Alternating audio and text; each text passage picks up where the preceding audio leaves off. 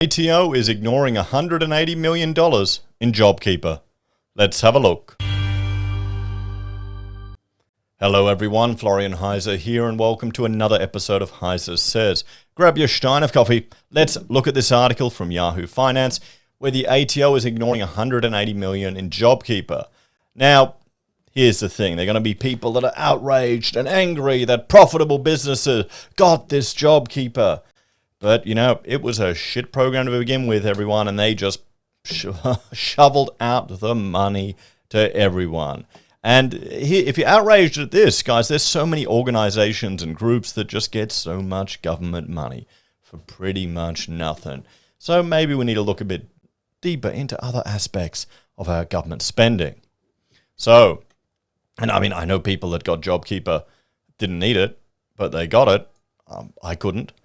But, I mean, good on them. Can you blame them? Here's the thing. Can you blame if a business is eligible to get it and their competitors get it and get all this free money? Can you blame someone for taking it? No, you can't. They need to remain competitive or else it's an unfair competitive advantage to someone else. And this is the problem when the government just jumps in to the economy and starts manipulating it.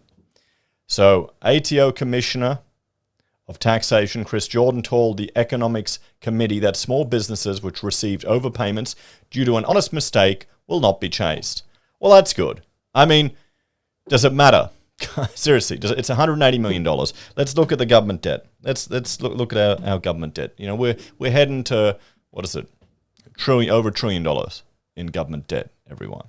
It's just growing. 180 million, what's that between friends? And we're talking small businesses here. And they're the ones that are suffering the most. They're the ones that some businesses maybe should have just aren't going to survive this. We have determined not to pursue 180 million, mostly from small businesses where there have been honest mistakes, usually because the employers claimed it in good faith and passed it on to their employees, Jordan said in his written statement to the committee. Well, there you go. Jordan said the ATO had stopped more than $767 million in payments through its own pre- and post-payment reviews. To date, we've also reviewed more than 114,000 entities to the value of approximately $12.5 billion, he said. From this, we've identified $470 million in overpayments, of which we have recovered $194 million and are pursuing $89 million, with $6 million in dispute. In total, close to $89 billion in Jobkeeper payments were made to more than 1 million eligible businesses. The ATO said because these payments, or around 3.8 million Aussies, saw that money being passed on to them. So big businesses taking advantage. The ATO has suggested concerns in the community about Jobkeeper payments being made to large companies that then went on to make a profit is not as bad as it may seem. Yeah, I think so. The media will just hype this stuff up. It's the whole jealousy. Journalists love the class jealousy. They really emphasize it. Every time there's a tax cut, oh boy, we see all article after article. The rich are getting huge tax cuts and the poor are only getting a tiny tax cuts. And they cannot really be that stupid to not understand if you pay more tax, you're going to get more back. They understand. You have to do at least Mass A, don't you, to be a journalist. That's a prerequisite. So they would get that. But they're doing it intentionally to get the clicks and the views because there's a lot of people there that'll just instinctively, intuitively go on the motion, get jealous, just read the headline and eyeballs will go to it. At least I'm hoping. I'm hoping they're not really that stupid. Maybe that's just me being naive again. Maybe it is. Jordan said the vast majority, 97%, who received the payments were small to medium businesses with a turnover less than $250 million a year.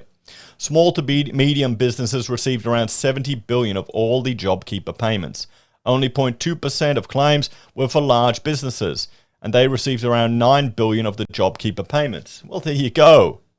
And here, this is the thing, everyone. The government, by forcing these restrictions, these lockdowns, destroying people's ability to run a business, has a duty of care to those businesses. To mitigate their risk of damages, very least, they probably can, it's government, so they can do whatever they want anyway. Throughout our administration of Jobkeeper, significant attention was given to ensuring payments were made only to those who were eligible, Jordan said. Well, I'm complaining about, businesses pretty much acting like Centrelink on behalf of the government. Should they get a payment for doing that role? It's probably cheaper. Maybe we just need to outsource Centrelink entirely to private businesses where you can sponsor an unemployed person, pay them their dole, and they come in and do, work training and stuff, learn interview skills. Wait a minute. I think we had that. That didn't go down too well, did it? I just invented work for the dole. Fantastic. To date, 75 businesses have approached us to voluntarily repay JobKeeper amounts, and of those, 62 have already repaid $203 million. These payments are voluntary as there is no legal obligation for these businesses to return JobKeeper payments. It's marketing. They're doing it for marketing. They'll get some good publicity. Won't get many eyeballs as the negative stuff, but, And I honestly feel some businesses feel like they don't need the money. So 21 ASX companies vowed to return JobKeeper. While the ATO has refused to publish the list of every company that took JobKeeper payments, yeah, and rightly so, some ASX-listed companies have promised to return the funds. Having applied for the government scheme at the start of the outbreak in 2020, these major Australian companies have voluntarily decided to return the funds. They include Seek, Premier Investments, Domain, Nick Scali, Nine Entertainment, and Domino's, to name a few. Recently, Harvey Norman promised to return over $6 million in JobKeeper support after Chairman Jerry Harvey previously defended his decision to keep the money. Yeah, he's allowed to keep the money. It's not illegal. Okay? He pays enough bloody tax. They pay enough tax. Their business employs enough people. Here's the thing. Everyone hates on Harvey because he brought in bloody GST on imported goods, or he lobbied for it. That's no different to all the people advocating for tariffs on manufacturing to protect the jobs here in Australia. It's the same bloody thing, guys. But people don't get it. They're just jealous. That's what a majority of it is. He employs people. He's an industrialist. We should hold up, or retailist. Anyway, we should hold up people like Jerry Harvey for creating jobs in Australia. How about that? Maybe that would encourage more people to aspire to those things, not just chopping everyone down. And sure, he can be a bit of a prat, but we all can. That's part of Australia. Those critics argued the money was supposed to help struggling businesses retain staff during the pandemic, and Harvey Norman was not struggling. No, it wasn't. He didn't break the law. That's not what the business... It was...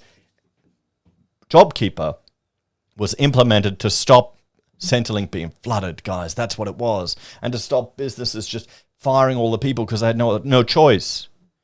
So what's the solution or the takeaway to this? I think it all comes back to financial literacy, guys. I think we've got a huge financial literacy problem here in Australia. People don't understand, and they only will jump on the sound bites, and politicians use that to their advantage. We need to get more people here in Australia improve their financial literacy and understanding so they cannot fall for this bullshit. Come on. What do you think? Let me know your thoughts and opinions on this one. It's small business. 180 million.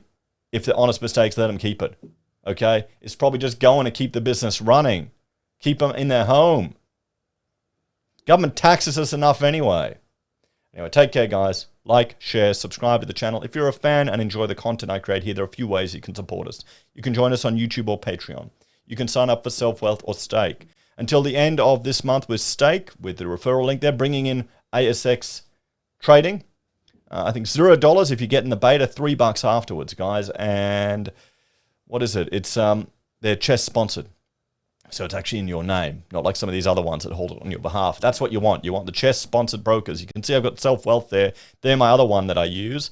And if you sign up, we each get 5 free share trades. But I've noticed they've SelfWealth have brought in a few things. They've now got instant deposits, which is great. Now they've got free live share prices for everyone. So they brought that in. So this is good. We're seeing more competition in this market. Guys, that's what we want, competition. You can also support us for signing up with Amazon, eBay, Independent Reserve, or AussieBroadband. Buy our merch from HeiseSays or use Gold Pass from the Perth Mint. Take care. Have a great day. I'll see you all next time.